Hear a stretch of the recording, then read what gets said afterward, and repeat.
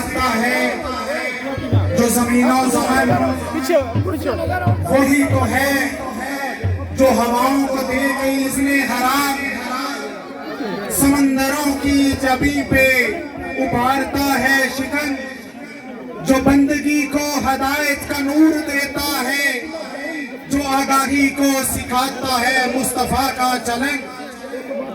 نہایت ہی واجب الاحترام میری قائد انشاءاللہ ایم حافظ آباد اور منسٹر وفاقی منسٹر پاکستان محترمہ سائرہ افضل طارق صاحبہ، سابق ایم پی اے ڈاکٹر مظفر علی شیخ صاحب، سٹی صدر خالد محمود بٹ صاحب، اور آج کی خوبصورت بزم کے میزبان سلیم اللہ کھچی صاحب، اور سٹیج پہ موجود دیگر قائدین اور پنڈال میں موجود نواز شریف کے شہریوں، السلام علیکم۔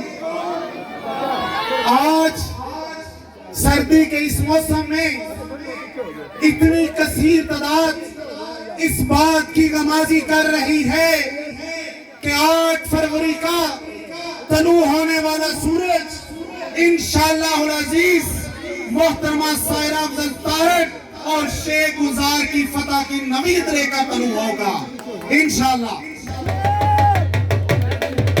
میرے بھائیوں، آج جو پاکستان کے حالات ہیں اس نے غریب کی نیند کو حرام کر دیا ہے۔ غریب سوچتا ہے میں بجلی کے بل ادا کروں، میں گیس کے بل ادا کروں، بچوں کا پیٹ پالوں یا بچوں کو اسکول بھیجوں۔ پاکستان میں ایسے حالات پہلے تو نہیں تھے۔ اب سوال پیدا ہوتا ہے کہ ایسے حالات کیسے پیدا ہو گئے؟ پاکستان کا حال کس نے ایسا کر دیا؟ تو میرے دوستو، میں آپ کو بتانا چاہتا ہوں کہ آج جو پاکستان کے حالات ہیں اس کے ذمہ دار وہ ناکام، نہ تجربے کار، نہ کھٹو جھوٹوں کا وہ ٹولہ ہے جس نے 4.5 سال ملک پاکستان پر حکومت کی اور پاکستان کی جڑوں کو کمزور کیا، پاکستان کو کھوکھلا کیا۔ وہ جو کہتے تھے صاف چلی شفاف چلی، انہوں نے تو توشہ کی گھڑیاں بھی چوری کر لی۔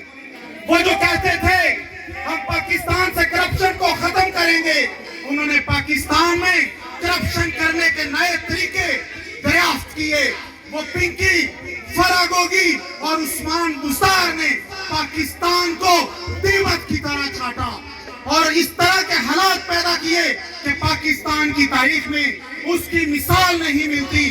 میرے بھائیوں، یہ اناری یہ کہتا تھا کہ میں پاکستان کو مدینہ کی ریاست بناؤں گا، میں پاکستان میں اتنے گھر بناؤں گا، اتنی کروڑ نوکریاں نوجوانوں کو دوں گا۔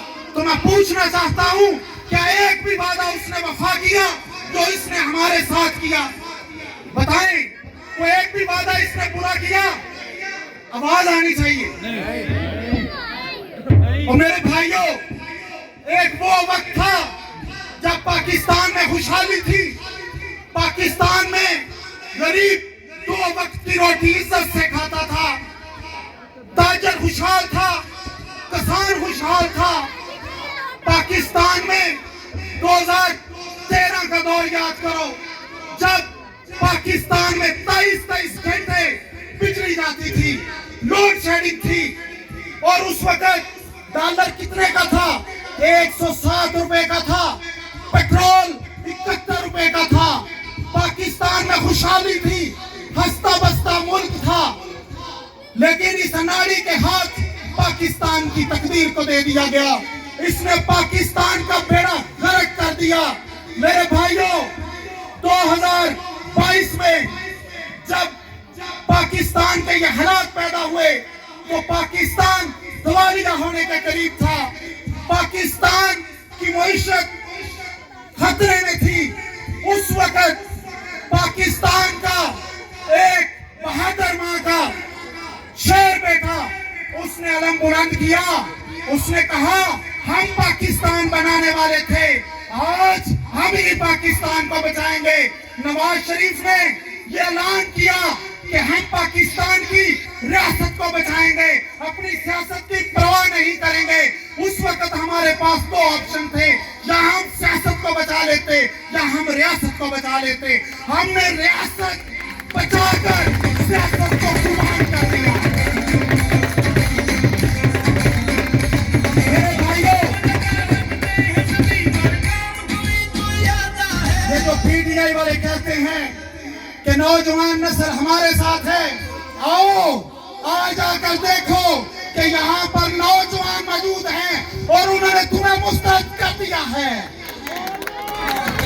تو میرے بھائیوں، یہ وہ نوسرباز ہے، یہ وہ فسادیوں کا ٹولہ ہے کہ جس نے پاکستان میں انتشار کی سیاست کی، اس نے اداروں کو کھوکھلا کیا، اور وہ لوگ جو پاکستان کی سرحدوں کے محافظ تھے ان پر اس نے وار کیے، پاکستان کی تنظیمات پر حملے کیے، اور یہ وہ نوجوانوں کے جو بچے تھے ان کو گالم گلوچ سکھائی کہ نہیں؟ اور اس نے اس قوم کے بچوں کے ہاتھوں میں پین اور لیپ ٹاپ دینے کی بجائے انہیں گالم گلوچ سکھائی، قوم کی بیٹیوں کو نچوایا، پاکستان میں فحاشی کو پروان چڑھایا، اور یہ کہتا تھا کہ میں ریاست مدینہ بناؤں گا۔ آپ دیکھیں کس قدر اس نے اس قوم کے ساتھ فراڈ کیا۔ میرے بھائیوں، لاسٹ پر میں آپ کو یہ بتانا چاہتا ہوں کہ حافظ آباد میں خدا کی قسم جو ہمیں قیادت ملی ہے، ہمیں اس پہ فخر ہے۔ آج ہم اس کے سپاہی ہیں، اس باپ کی بیٹی ہے جس کی مخالفین بھی تعریف کرتے ہیں، اس کی شرافت کی، اس کی ایمانداری کی، اس کی کمٹمنٹ کی، اس باپ کی بیٹی ہے کہ وہ مرد کلندر ہے۔ ایک وقت تھا جب حافظ آباد میں بدماشی تھی، جب حافظ آباد کے اندر گنڈا گردی تھی، اور حافظ آباد کے اندر اس مرد کلندر نے گنڈوں کو اور بدماشوں کو یہاں سے بھگایا اور حافظ آباد کے امن کو قائم کیا۔